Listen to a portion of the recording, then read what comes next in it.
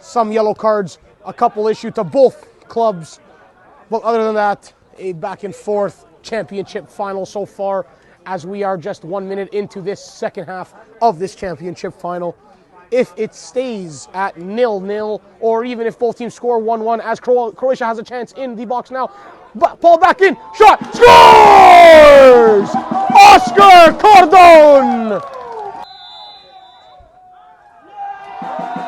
This game is over from Warrior Field in Waterloo, Ontario, the home of the University of Waterloo Warriors. The final whistle has been blown, and Toronto, Croatia are your 2015 Canadian Soccer League First Division champions. Turned over though, another chance. Whiteman, the delivery, and it's a cracking strike from the Vaughan striker, and he equalizes here in the 39th minute.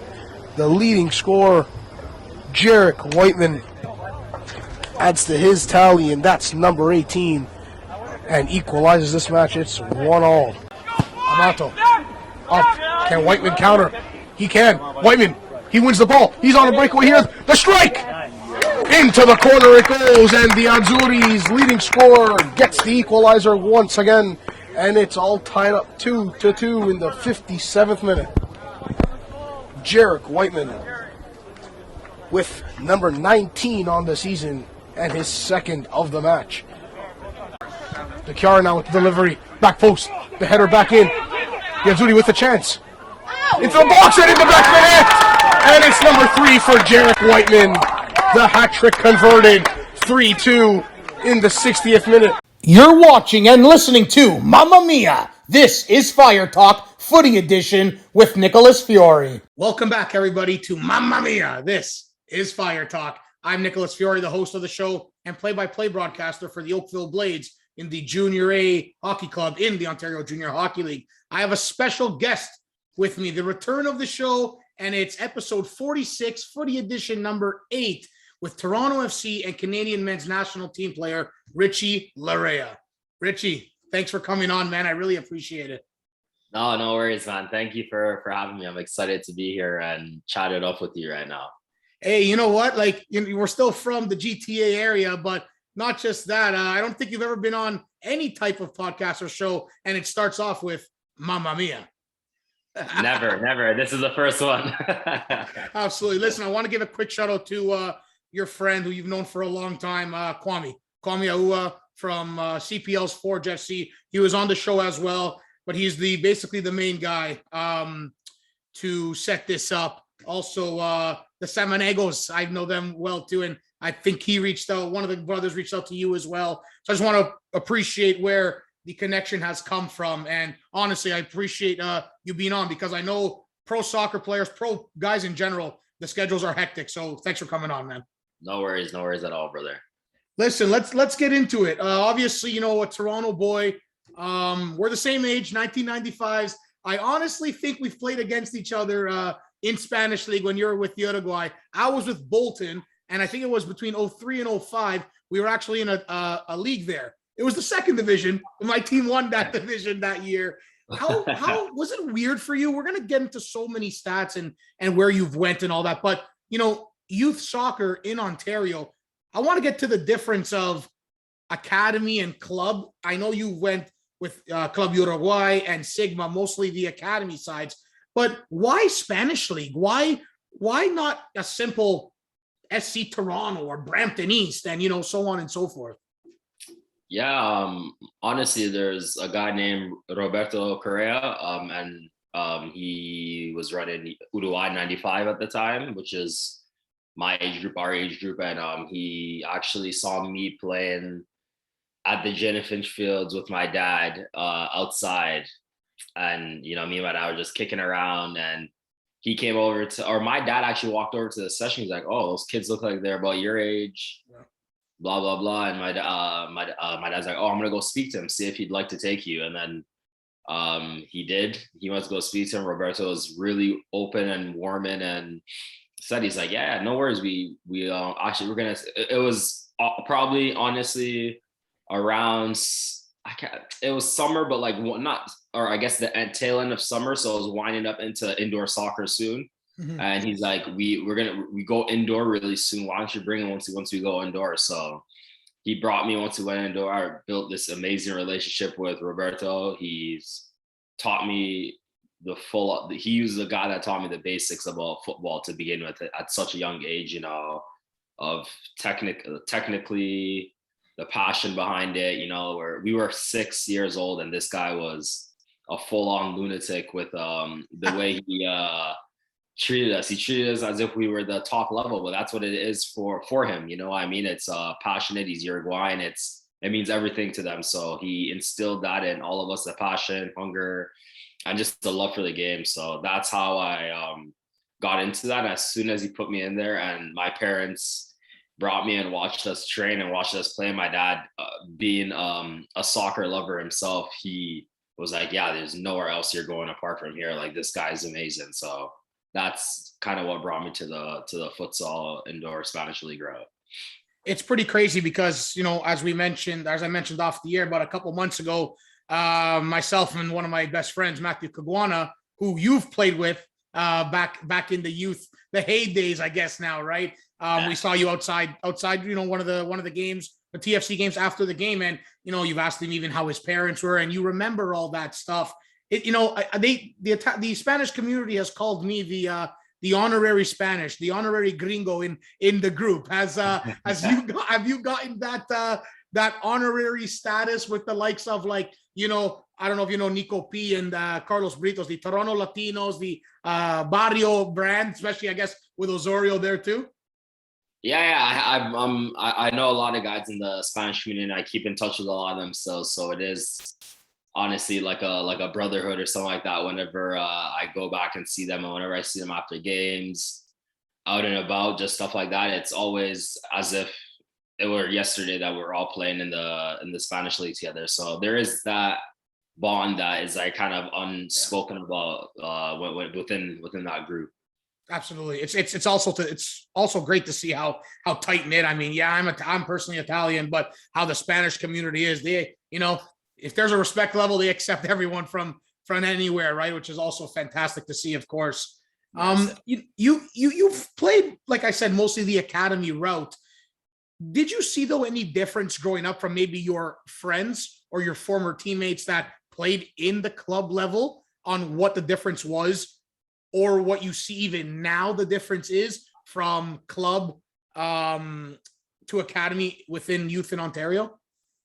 I would say with some people, maybe yes, but others I think pretty close, because when I was playing for Sigma, there were guys like Kwame that were playing for the provincial program, other guys, there's different organizations around Brampton. Battle Cats is really good for our age group, just stuff like that. So I thought that in some categories we were similar, and others maybe not so similar. But I think in the overall picture, we were all kind of headed in that direction. And then just as we get older, it changes from, you can't, like, provincials kind of went away and people started going to TFC Academy, Montreal's Academy, Vancouver's Academy, just that type of route. And I just stayed with Sigma. And even when I was with Sigma, I felt like I was developing it at a really good rate. And I mean, obviously, so are these guys. We're getting guys like Jordan Hamilton, Jay Chapman, Manu Aparicio, like these guys signing homegrown deals and now becoming first team players and following, like the likes of Daniil, Henry, Ashton Morgan, also like guys like that, so I saw a bit of that with the guys my age, and I was like, oh, this is cool. And then obviously in that regard, once they get to that level, they're playing in a level above yours, because I'm playing Sigma Academy soccer in Ontario, and they're now like first team players for TFC. So yeah, I guess what it is that everyone just went at different times. But for me, I think the route I went, especially for where I was soccer wise and developmental wise and all that, going from Uruguay to then Sigma was the best possible route for me, because I learned so much just within those years of playing for both Uruguay, and then when I went to Sigma and joined up with Bobby and co. So it was good. Well, you know what? Everyone's route is different. I mean, I've played rep throughout my years from under 8 all the way to League One Ontario when I went with Aurora, with Jimmy Brennan, and then before he went to York, and then obviously Pro Stars, right? Academy I finished with in League One Ontario. But, the route's different for everybody. And, I coach in Caledon right now with the under 10 boys, and they're like, yeah, how about Academy? Well, sometimes Academy isn't better than the club, right? So you have to understand there's a route for everyone. And that's why I wanted to ask you personally, yourself, obviously growing up within this area, right? Within the GTA.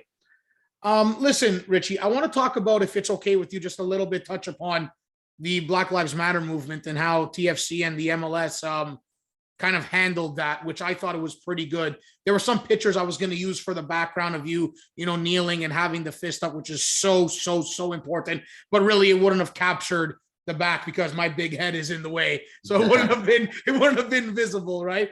But listen, it's very important. And you saw the NHL do a little bit. You saw the NBA really do something. The MLS, This Is Back tournament back in Orlando. And it feels like it's not slowly going away, but I saw some stuff where Black lives still matter, right? Like on the shirts, and it does still matter. But what can be done more on the front steps, the foremost, with these big professional sports leagues and clubs, because they have the landscape to do something, not just maybe wear that T-shirt. How much more do you think a certain professional league or club or team can do to just, get the movement to keep on rolling? Because it feels like it's been halted now. And if you're comfortable with talking about it, I would like to see your opinion. Yeah, I think in terms of MLS and what MLS did, I think it's all thanks to the guy that plays at TFC. That's Justin Morrow. Justin Morrow is the one that started all of this, and he is the reason why it got pushed and got as big as it is to begin with. And then he brought the rest of the Black players in the league on board, and it became this really big thing. And yes, I agree with you. I think it was done really well because it was powered by the players, powered by the Black players in the league, and guys had a real say on what was going to happen and what shouldn't happen, and XYZ. So from that standpoint, it was incredible. And there, especially at MLS is back when we're all on the field for the first game back, and it was just all the Black guys in the league with the T-shirts on, that was powerful. I said it then, and I say it now, and I'll say it forever, that I don't know if I will be part of a more powerful message or on a field with bigger purpose than that when it was being with all the Black players in the league, all different teams, guys that you may have got into a scuffle with, guys that you maybe don't even like, you've had troubles with, whatever it might be. All of that was out the window, and everyone was there for one purpose. So that was like a strong feeling for me. And then, just about you saying that it's kind of been halted. I think I've had discussions even with Justin Morrow about it there, that it's like, you do get that sense sometimes once time goes on and people start, I don't want to say focusing, but doing other things. It was also during a pandemic, so there wasn't much for people to do but listen and learn, which obviously what happened was terrible. That initiated everything with George Floyd, but it's almost like the timing of when it happened couldn't have been at a more crucial time, because everyone was stuck at home and having to watch their TVs, sign into their Instagram, Twitter, whatever it might be, and look at this stuff. Like, everyone saw that video. No one didn't see that video of George Floyd being kneeled on. So like, I think that was also a big moving point for it. But I do sometimes sit back and it's like, it kind of feels like people still know, I think the ones that are on board with it are on board with it. But like, you start seeing people kind of treading backwards, and it's, just like a lot of problems in this world, and it gets swept under the rug a little bit, it seems like, until unfortunately it has to happen again for it to pop back up in people's minds. So that's one of the things as a group we said we didn't want to happen. But there's a lot of stuff that the group is still doing now, and even behind the scenes, even within the guys from all over the league doing it in their communities to help still. So that part is still good, and it's still very involved. So it's good. But yes, I think to answer your question, it does feel like it's not as big and important as it once was a year ago, a year to go and some change, you know what I mean? So it's, yeah, a little bit difficult. Absolutely. I mean, that's what I've noticed personally from afar, right? And that's why it's like, I feel like, yes, maybe, you know, you can't go hard 24/7. I understand that, but you know, as long as people are learning from what is happening, then progress is going to be made. Let's just hope that definitely is the case, right? Listen, everybody watching now, this episode is sponsored by The Bottom Line, downtown Toronto, the official podcast sponsor, restaurant and bar, 22 Front Street, downtown Toronto. So I appreciate The Bottom Line coming on board for the show, as I'm with Richie Laryea, Toronto FC and Canadian men's national team player. We're going to touch upon the qualifying and all that stuff, Richie. But for yourself, you know, you went to Akron in your collegiate career of 2 seasons there. You played 42 games. The Akron Zips in 2014, 2015. After that, you played some time with Sigma back in the League One Ontario back in 2015. And then you got that crack and you got drafted to Orlando City, where Kaká was in the MLS. I still can't believe that, but we're going to touch upon that, which is amazing. Back in 2016 to 2018, 21 apps with them, then loaned to Orlando City B between 16 and 17, and then eventually found your way back home, I guess you can say, with Toronto FC, the most apps you've played in 64 with 7 goals so far. Being drafted first round, 7th overall, 2016 MLS Super Draft, and you go to a team in Orlando City and Kaká is there. What are you thinking? Like, you're just a boy from Club Uruguay, you know, you're just a boy from the GTA, and all of a sudden the hard work, the years at college, the years at Sigma, you know, playing semi-pro, and then all of a sudden you're being drafted. Oh yeah, by the way, one of the best players I think to ever touch a football, Kaká, is on Orlando City. Yeah, I mean, everything you just said, I just summarized my entire career. That's crazy. But yeah, it was the whole draft process and all of that was incredible. Obviously, I've never been part of anything like that. And then growing up in Canada, I feel like our whole draft, we don't really have a draft process now. Instead of the CPL now has it, which is cool. So yeah, being there and like it almost felt like a lot of us joke like the way that the NBA and the NFL and the NHL, MLB, like how all of those guys must feel and say, you know, it's because it's such an American thing. Oh yeah, being able to get into a draft and be drafted high, it's like, you know, going to Akron, people were telling me that's like enough for them. Like one of my boys is like, all I need to do is get drafted and I'm good. Like whatever happens with my career after that it happens. But the fact that I've been drafted in a draft period is like the biggest honor, stuff like that. So, you know, once he said that, I was like, oh, maybe,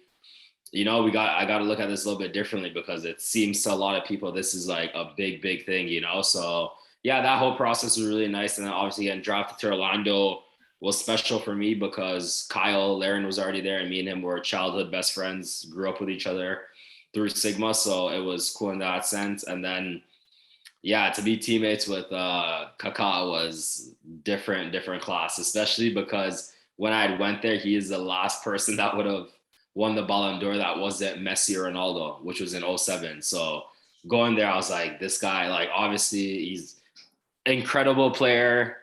My mom and brother loved this guy. Obviously, I thought he was an incredible player, but my mom and brother loved him. My brother had a poster of him in our room, actually. So to get drafted there was special. If I'm being honest, it was really, really special. And but Richie, you subbed on for him. Like you subbed on for him, and you could just see like him hugging you and all that. Yeah, you got to be, you know, professional, and you're there, so you are a professional, and you got to be focused in. But man, like if Roots led me into a different way, I was a keeper, and I had, you know, I could have had a scholarship Division I, tore my ACL, and there you have it, right? League One Ontario, it is for me, right? But yeah. And men's league. But as I digress, you know, you got there, and like you have Kaká holding your head, saying basically almost like you're next, you're going in. Like you're I don't even know what you were thinking, because I don't think you could be thinking at that rate. No, I definitely wasn't. That's what I mean. It's I think in the game stuff happens so quick that you forget to take a second to like sit back and kind of go, okay, like just look at what's happening. Yeah. Maybe everything's not going as you would like or plan to the T, but a lot of good is happening, and you need to take a minute to appreciate that. And I don't think I really did until I think that off season. Like I came home, my boys like, bro, your debut in MLS, you came on for Qatar. Like that's crazy. Like Crazy. You're always gonna remember that you came onto the field for a legend. That's gonna, whenever someone asks you where you debuted, you're gonna know, and you're gonna know who you played against, who you came on for, and what the score was because of who you came on for. And they're right. I remember the score, stadium, team, and guy I came on for because of the magnitude of it being my debut for one. But it's like I'm coming on for like one of the GOATs of this game. You know what I mean? So it is a crazy feeling. Kwame plays with Pirlo. You play with Kaká. What's going on over here? What's going on? It was funny because I went there and then he went there. And we said to each other, like, couldn't have been any better than this. I'm playing with Kaká. You're playing with he's played with two top players. So it's just like, it's honestly cool in that sense because it reminds you that you're a fan, like a fanboy of the game still. Once you get in those moments that you're with these type of caliber of players, it's like, wow, like this is so-and-so, you know? So it's a funny feeling. You mentioned a little bit that maybe, you know, it's not always where you want to be sometimes, right? And obviously, you know, I say you as much as you can, maybe not live with regret in a general aspect, right? Everything happens for a reason. And obviously being drafted and being maybe loaned to Orlando City B back in the USL when it was called that, maybe that's not what you wanted. And obviously not what you would dream of. You just made, you know, you basically made the NHL, right, of the MLS, and now you're being sent down to the AHL, right, the farm league of the USL. And that's not what you wanted, of course. How tough? Because it's not easy for everybody to, you know, to crack that first team roster, to finally put in so much hard work, but in the right mental state as well, being, I guess, sent down or loaned, and you got to come back up and work your tail off to get in that first team. Yeah, I think it's underrated how much like how much this happens to people where you go somewhere, you know, it's the beginning's all sunshine and rainbows, and then you got to realize you're in the pro game now. Like some coaches gonna want certain things from you, coaches gonna want you to do certain things. So yeah, for me, for like you said, it didn't, the beginning, or maybe I would say my entire time at Orlando wasn't a storybook ending from start to finish or anything like that, but it's part of my story now, you know. So it is it was difficult obviously to be drafted there and then almost feel like automatically being loaned out to the second team, because you come there and you want to play first team minutes. Obviously that's what any competitive footballer wants to do. So that part was tough, and it took some adjusting for me. And to be honest with you, I don't think I even properly wrapped my head around it until my second year, where I was kind of like, all right, if you're going to play these second team games here and there, you're going to have to you have to respect the game. It's football at the end of the day. You can't come and think you can do whatever and get by. It's only going to get you so far. And I felt that. So then my second year, I was much better with it. And then also it's about respecting the guys on that team as well, and the league, because the USL is a good league, and it did help me make my transition back up to playing some first team minutes at Orlando. So yeah, like you said, it's I don't think regret. Sometimes I think I use that word and I do say regret, but honestly, I think as part of my story, I learned about myself really, really quickly as a young professional. So I think it's probably better happen like that, because I got it out of the way first. And now if anything like that were to come up again, I know how to deal with it and how to go about it. So it kind of is a learning curve for me as well, which is like, obviously in this game, you get a lot of them. And I just so happened to get mine, or one of mine, very early. And I'm hoping that's obviously the last one, but it's something I can take with me forever now. Absolutely. I don't know if it's safe to say, or if you would agree with what I'm about to say, but did you feel like you kind of rejuvenated your young career when you came to TFC in 2019? Because from my perspective, and obviously I guess to some mutual friends or people that we know, it seems like you did. You came in, you came firing, you have the most goals, other than obviously college, but the most goals that you've played in the professional ranks, with the most games played as well with that certain club. Do you feel like that homecoming helped and rejuvenated your career, and you felt most at home and most comfortable to play your football? Yeah, I definitely did. Coming back here was a really good thing for me, but at the beginning it was very stressful because I was in preseason in January, and then I had my son in February, and I still had no contract. So I think that's one of the biggest things as well, that I had so much that I needed to do, and a kid that was now born that I need to support, that I needed it to work. So it was almost like a desperation thing, and I did anything and everything to make sure that I stuck. And even playing a new position, whatever it might be, I had to take it all off the chin and roll with it and see what I could do. So obviously kudos and credit to the guys at TFC for having me in, and then finding that position for me, and then giving me that contract, and then the continuous confidence. But yeah, it definitely was interesting in the beginning, because it felt like a lot of back and forth on my end, but then to finally sign and then come here, play at home, comfortable with my family being around, best friends, familiar areas, that it like almost all came full circle for me. It felt like that I finally got my juju or gig back, kind of by coming back here, almost is what it felt like. So it was special. And obviously, with that being said, it kind of led you to the Canadian men's national team on a more consistent basis. Okay. Mm-hmm. And with that, it's very important that you can see how much hard work it's put in to the game, right?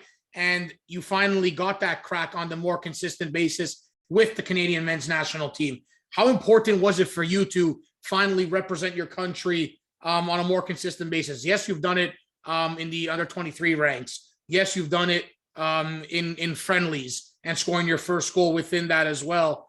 But you got that crack, and obviously you can see, I'm wearing it, and then behind me here, it's so important to represent your country. What does it mean to you? Yeah, it means the world, obviously, because it's a country that gave my family, my parents who obviously aren't from here, from Ghana, it gave us a new opportunity at life, and it was incredible. So it is a big honor to play for this country, but just because of the first and foremost how much it's done and changed my family and I's life. So I think those call-ups, I don't take them lightly, especially more than ever now with what we have at stake. Yeah, that's what it means to me personally whenever I got called up. And then just further down the pipeline is like for the next generations of Canadian soccer players as well. We're all trying to lead the way and create a path for them to be successful as well. So it's just all in all a huge honor for me whenever I get to put that jersey on it. It feels special. Richie, just picture this. Ready? Canada, Ghana, 2022 FIFA World Cup. Imagine that.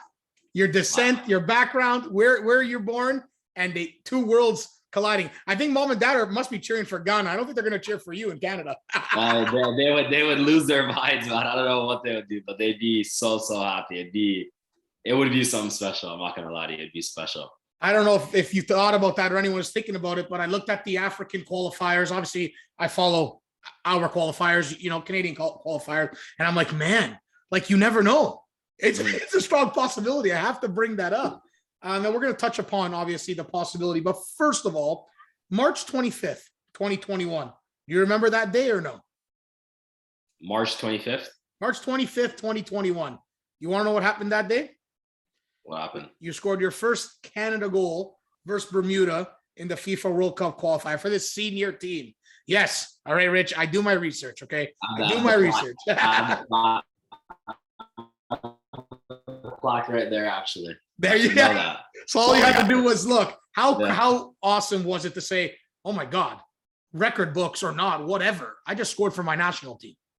Yeah, it was incredible, man. It was Yeah, it's just like another little chapter in my book that I hope that is nowhere near close to being done right now. But it's a special moment, you know. It's another one of those where you don't really think about it until a couple months, years down the line. That's like I've scored a goal for my country. That's pretty cool, you know. Not everyone has the opportunity to say that. So yeah, that's a big another big moment for me, you know. That's another one of the big milestones, you know, your debut, stuff like that. First goals for national team are right up there with the best.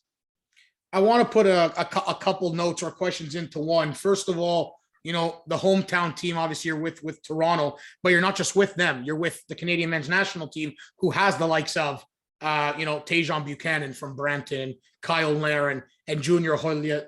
And then you have Jonathan Osorio. Then you have Liam Fraser and Jay Chapman, who was in the mix. And Liam Fraser and all these Toronto boys or Brampton boys, and coming together as one. And I saw a picture that you posted of the Eastern Conference Finals. I think back in 2019 when you guys, I believe, defeated Atlanta, if I'm not mistaken, when De Leon scored that rocket for TFC. Let me tell you, how cool is it to have those guys with Canada and, of course, with TFC? Yeah, it was cool. It was honestly like one of the first things we thought of, because we were obviously all so close. And as soon as it happened and we took that picture, it's like, it's cool. Like, where else are you going to get that many Canadians playing together in the MLS and winning a trophy together and headed to MLS Cup, you know? So that was also another really cool feeling, because it doesn't happen too often. And then you're with your boys on top of it, and it's special. So it felt like cool. We all like we haven't even spoken about it recently, but now that you brought it up, I'm gonna have to bring it up again. But it was a cool moment. Even the picture that we had all together made it even more special. When you do bring it up, though, say, yeah, I know this guy. Yeah, he's a Brampton boy. He has a podcast, so he wants you. Yeah. On the podcast too. All right. Exactly. Why not? No. Hey, I gotta shoot my shot, right? Hey, I respect it, man. Hey, you have to, right? We're almost completed here, and there's so many. I just love a conversation more than anything. Feels like I've known you for all of our 26 years that we've been on this great earth, right? But listen, the style of play.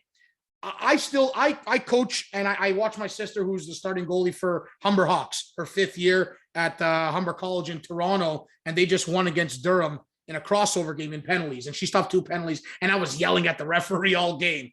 The style of play, the passion that you show. Sometimes it looks dirty, but I know it's not, because you played Club Uruguay, and that's exactly how they play with the plancha, right, all the time. But no, on a serious note, the passion and it's like, why does Richie want to fight all the time? What? No, he doesn't. It's just the way and style of passion that he plays. You can't play any other different, can you? Yeah, people don't understand that, especially. That's why I didn't even take the time to explain it to anyone. But the way I was brought up, the way these Roberto taught us to play, and play like it's your last and everything's on the line, and that's how I have to play now, especially with what I went through at Orlando. So that's what it is. What people have to say about the way I play and the style and passion, I don't really care too much about. That's what's got me here, and no one, them or whoever else it might be, is going to change that for me. And I'm just going to keep doing it. That's just the way 100%. I've been brought up. I've been brought up with it, and it brings the best out of me, and it gets a response also from teammates. It helps teammates as well, not only myself. So people, I think, are too narrow-minded, and they only think of looking like this, but they don't see what it does to the opponent, does to your teammates, does to yourself. There's so many different factors that I don't even need to explain, but the ones that have come up the way I came up know exactly why I'm the way I am. You know what?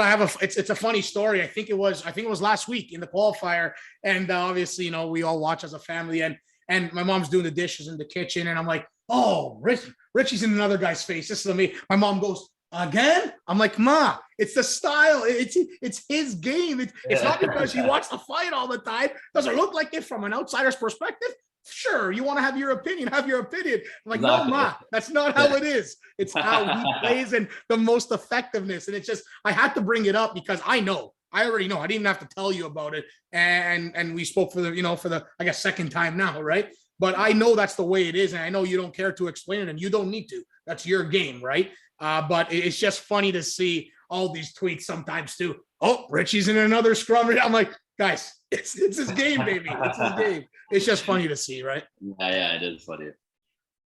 As we were continuing, Rich, obviously that style, that passion, right? I mean, we already said it is what it is. That's your style of play, and you're not going to change it, and nor should you. And obviously, that style of play came in against Panama, last week. And by the way, nothing you did, of course. Obviously, you came out publicly and said, the Panamanian player that didn't spit on you, but spat at you and towards you. And let's just say, you can't maybe say it, but let's just say he's a little lucky that it probably never hit you and didn't touch you. I know that little grin, you can't say it.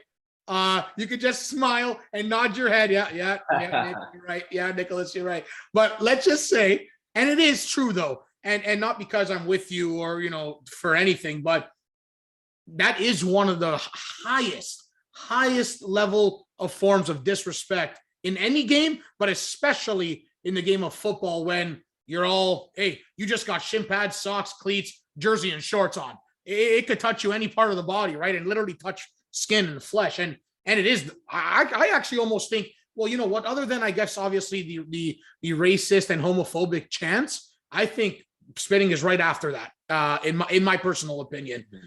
But that passion obviously came out, and you had to respond.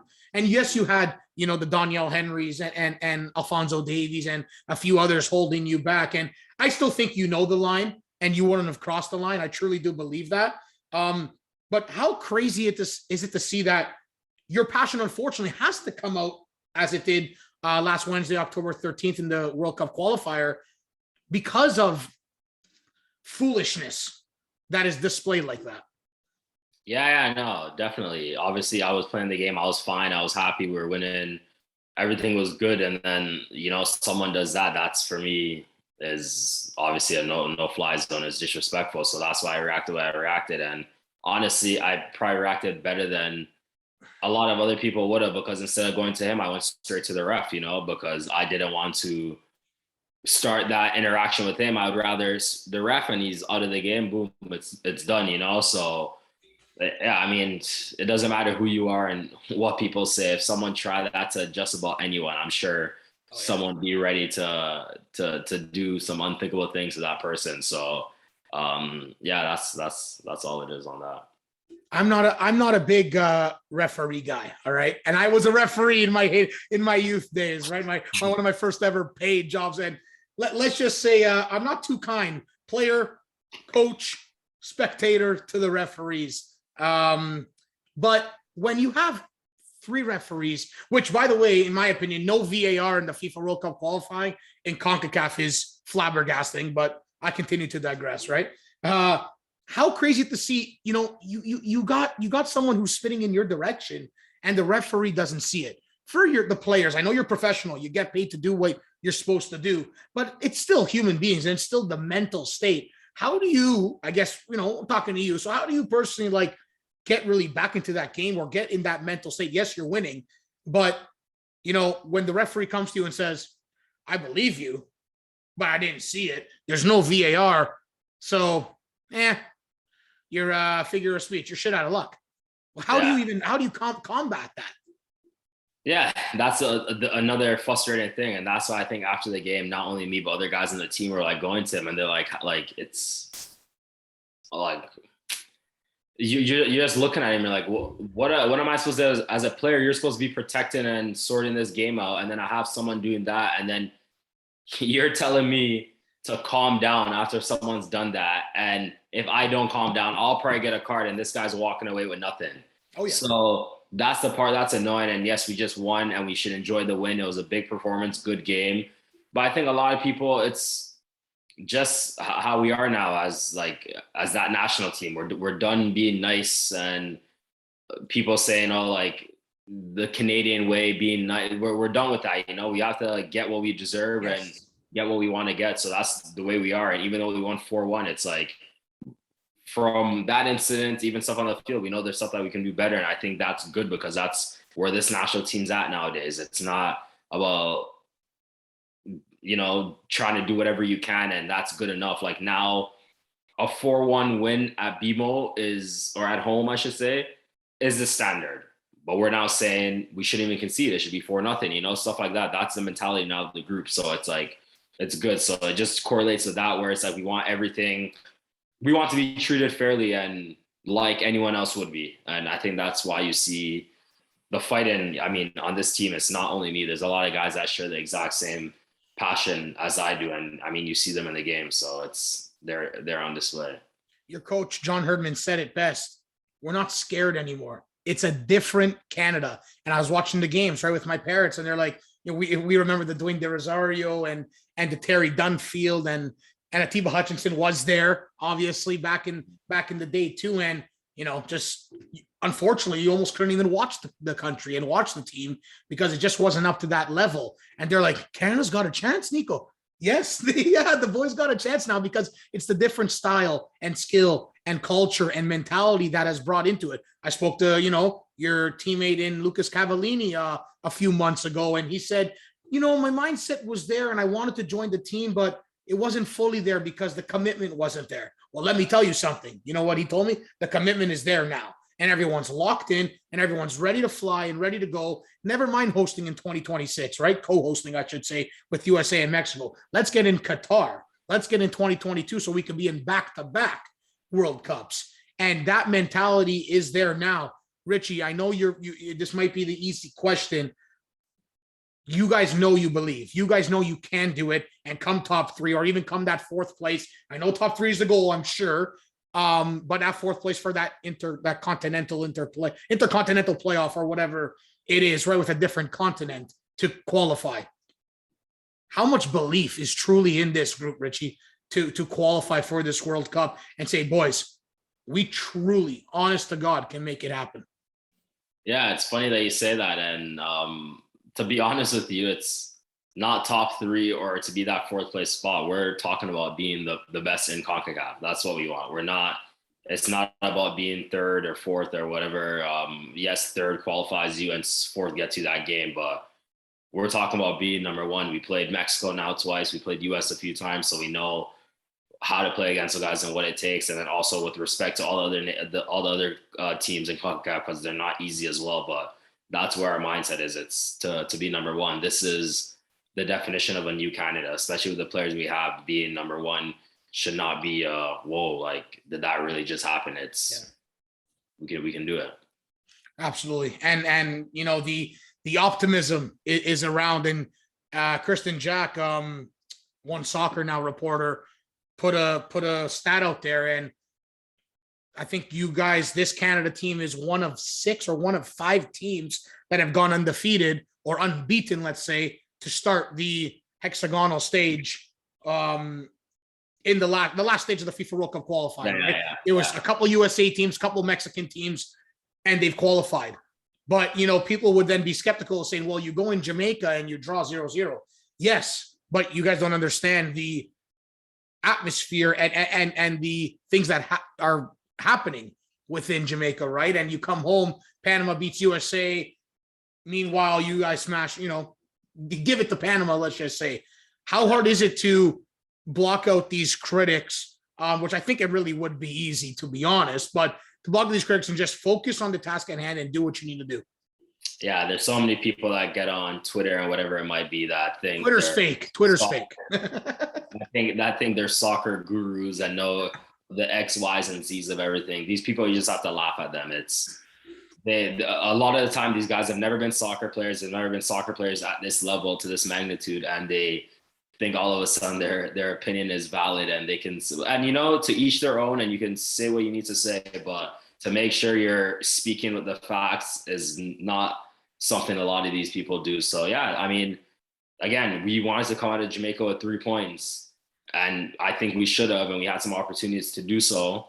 But in the end of it, you look at it as well, and it's like you had to take some positives with it, where we didn't lose the game, we kept a clean sheet, and we got a point away that we might look back in the new year and be like, wow, like that was a crucial point that we got at Jamaica. Like we needed that point, you know? So it's, yeah, like I'm telling you, the mentality of the group is going to all of these games and win games. Like even the draw away at Mexico at Azteca, as in front of their fans, guys are like, nah, we should have came out of there with 3 points. Like this is not something you would have heard a few years ago or whatever it might be. So it's just like, that's the mentality. So yeah, in terms of the critics, they speak they speak well about you and everything's going good. As soon as something turns a bit, it's the world's ending. So these people aren't very important to me at all. I don't listen to them. It's listen to the coach, my teammates, close inner circle. And if everything's good there, then that's good. And anything else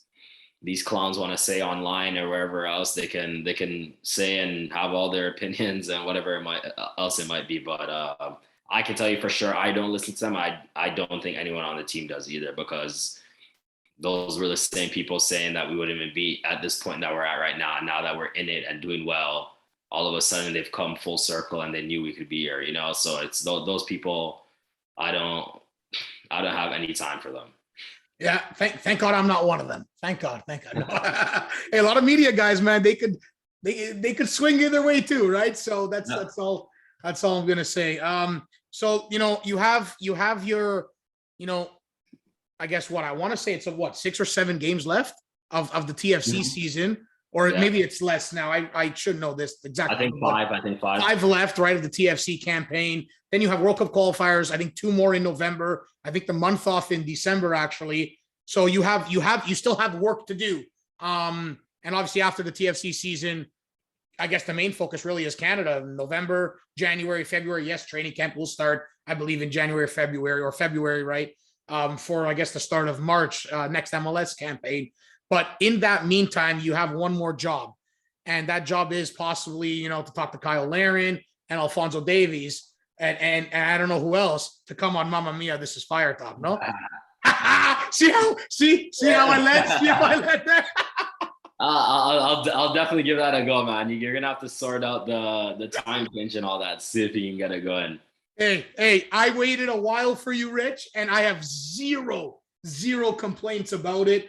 I messaged Kwame. I don't know. I think I talked to him in the summertime, him and Chris Nanko of Forge FC, which they're actually going to Costa Rica this week to play their CONCACAF, I think, league matches as well. So, and I'm like, don't worry, man. Like, he's like, man, like, it's been so long, Richie's so busy. I'm like, hey, patience. You let me know when he's free and we'll get it going. And honestly, we got it going. And I have super amount of respect for you guys on the matter of, yes, yeah, we're the same age, but I'm trying to break into the broadcasting industry, and as a semi-pro hockey play-by-play guy now, just trying to move up and up and up. But I've done League One Ontario broadcast. I've played in the league, so I can do the football side as well.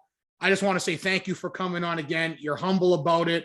I don't know if it's because, you're just from here and maybe you understand the grind, but I really appreciate you taking the time out and actually coming on to a sports podcast, and myself, that everything is just growing and trying to get to those pro ranks one day. Yes. No worries at all, man. It was amazing chatting it up with you. It's good. We need more people supporting our country like this and to get us to where we need to be. So thank you, man. And it's been amazing to chat up with you. All right. And we're going to put this in. I'm going to send Richie wants this out, this exact timing of the episode. And then you can send it to Osorio and Davies and David and Laren and on and on and on and on. I'm doing it. Hey, gotta shoot the shot, baby. I'm doing it. Yeah, I'll just send a mass text to them. Mass text. Hey guys, sick podcast. It's called Mamma Mia. Just go. No.